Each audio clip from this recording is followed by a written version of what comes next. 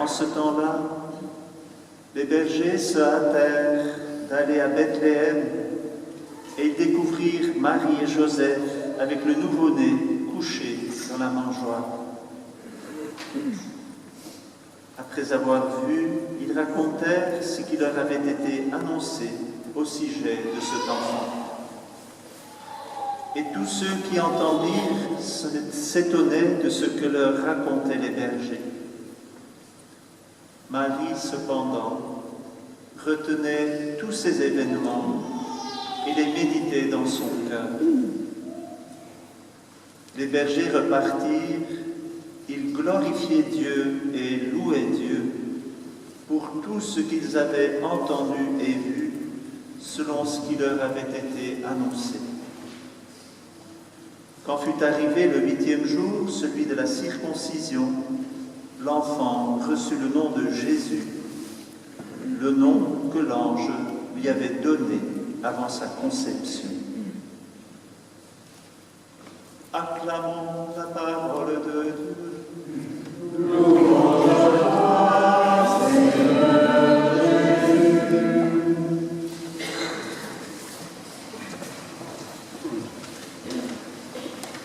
Chers enfants, si vous voulez, vous pouvez rejoindre frère Bernardin. Vous explique cette bonne nouvelle.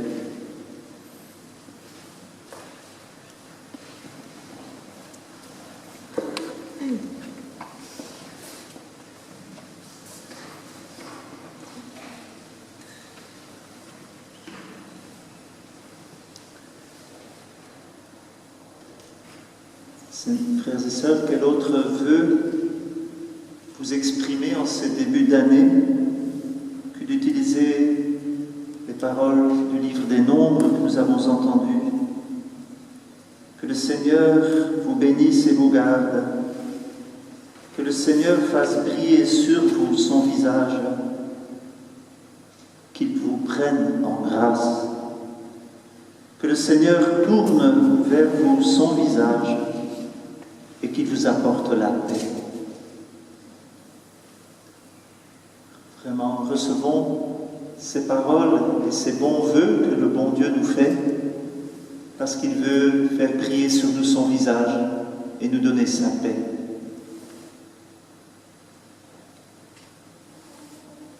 Fêter la maternité divine de Marie, c'est fêter quelque chose de tellement bouleversant.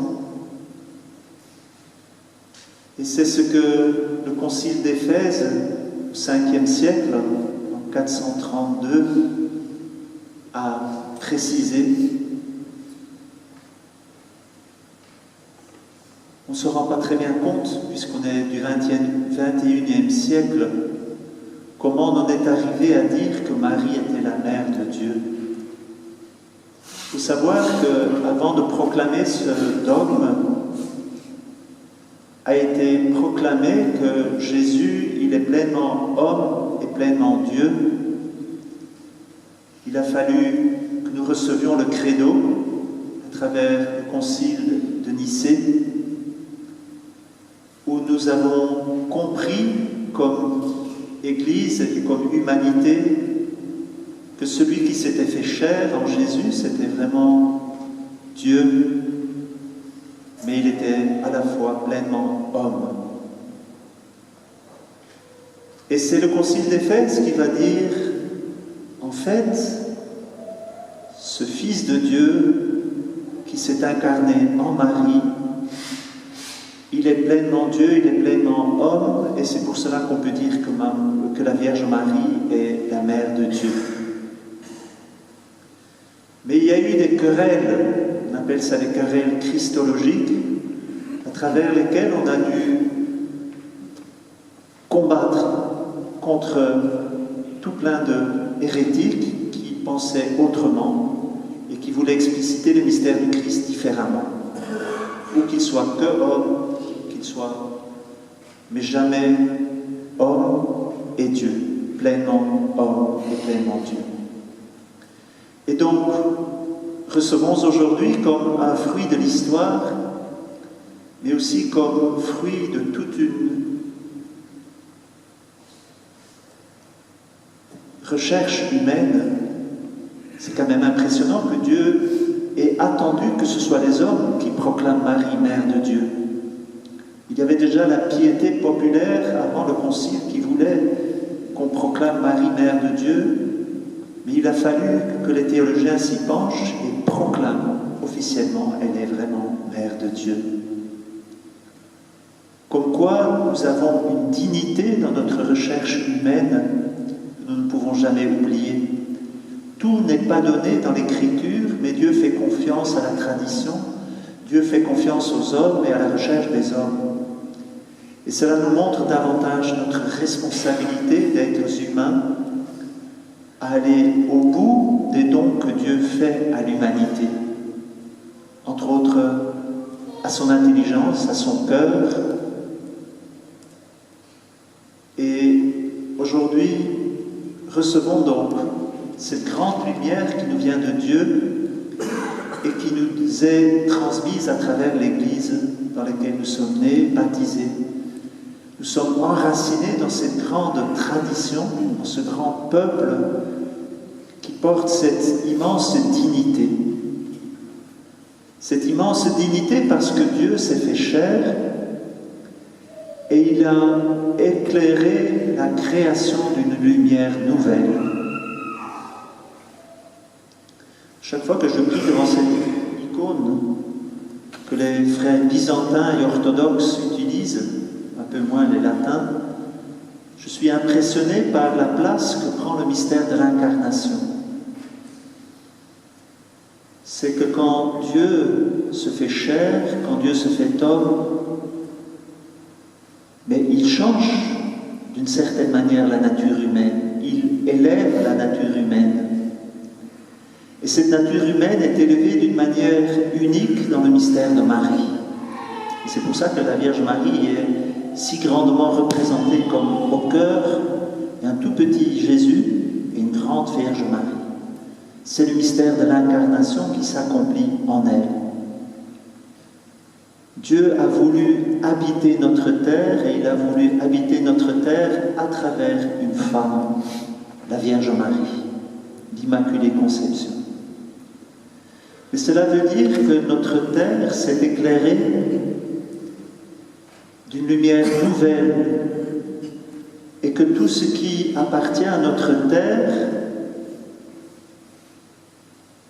en tant que c'est donné par Dieu et visité par Dieu, donné par Dieu dans la création et visité par Dieu dans l'incarnation du Christ, tout ce qui est de la terre et de la création est grand et bon. C'est quelquefois ce que nous oublions. Alors d'une part, le premier vœu de la nouvelle année, c'est recevons cette bénédiction de Dieu. Et le deuxième vœu, c'est soyons à la hauteur de cette dignité que Dieu nous donne. Comme nous le dit saint Paul dans la deuxième lecture, nous sommes vraiment des fils. Et l'Esprit de Dieu habite en nous et nous crions « Abba, Père ». Est-ce que nous nous rendons suffisamment compte de cette dignité que nous avons reçue de Dieu? Et c'est tout spécialement la Vierge Marie qui nous montre, elle est le modèle de l'Église et d'une certaine manière modèle de l'humanité, qui nous montre pleinement cette dignité. Alors, que cette année soit dans nos maisons, dans nos lieux de travail,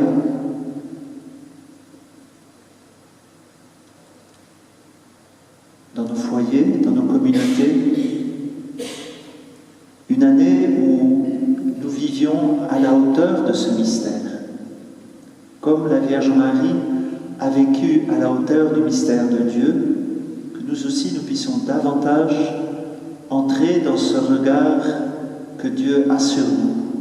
Il veut davantage que nous soyons des fils et des filles, comme Marie.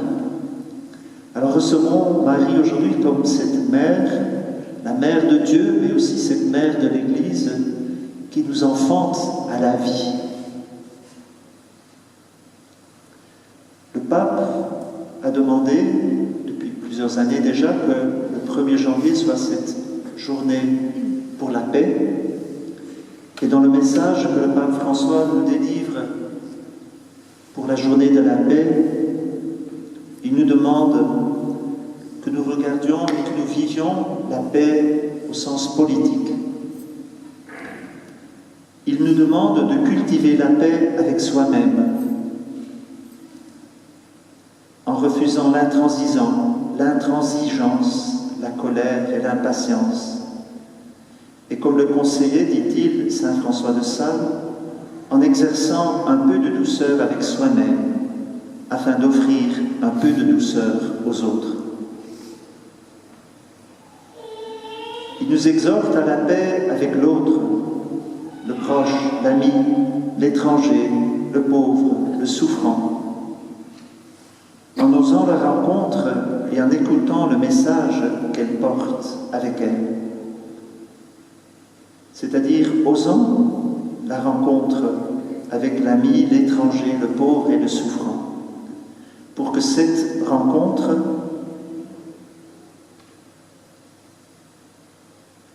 délivre la paix. Et puis nous invite à la paix avec la création, en redécouvrant la grandeur du don de Dieu et la part de la responsabilité qui revient à chacun d'entre nous, en tant qu'habitants du monde, citoyens et acteurs de l'avenir. Cultivons la paix avec soi-même, les uns avec les autres, avec la création, pour que cette visite que Dieu fait à travers la maternité divine de Marie transforme vraiment notre cœur, nos relations. Nous puissions vraiment espérer qu'il y ait plus de justice, plus de paix. On voit tellement les mouvements en France, aussi à travers les gilets jaunes, il y a un appel à la justice, il y a un appel à la fraternité. Que nous puissions nous-mêmes promouvoir la justice, la paix, en cherchant toujours plus à cultiver les dons que Dieu nous donne. Prions pour tous ceux qui se livrent généreusement dans l'éducation ou dans les soins, pour que tout ce qui est faible et fragile dans notre nature humaine puisse vraiment vivre à la hauteur de ce que Dieu veut. Il se sert de notre intelligence, il se sert de notre cœur, il se sert de notre corps et de notre sensibilité pour que notre terre s'éclaire de l'intérieur. Si Dieu a voulu se faire chair en Marie, il a voulu éclairer la terre d'une manière nouvelle, mais c'est nous qui l'éclaire. Nous d'abord, enfants de l'Église, fils et filles de Dieu, qui pourront dire « Abba, Père », et qui, pour les uns pour les autres, nous sommes frères et sœurs, vraiment. Alors, recevons cette Eucharistie, ce grand don de Dieu, et laissons que toute notre nature humaine et tout notre baptême soit vivifié pour que nous vivions à la hauteur de ce mystère de Dieu. Que cette mère de Dieu soit vraiment notre mère, qu'elle puisse, et disons à notre mère qu'elle peut être exigeante avec nous, pour que nous vivions selon le regard de Dieu, que vraiment son regard nous illumine, nous éclaire, pour que la terre porte ses fruits, les fruits que Dieu y a mis. Ce sont des fruits qui nous dépassent infiniment, puisque ce sont les fruits de Dieu à travers nous. Alors mendions la grâce de Dieu à travers Marie, la Vierge Marie, pour que l'Église s'éclaire d'une lumière nouvelle, comme la maternité divine de Marie s'éclaire d'une manière nouvelle grâce à sa maternité.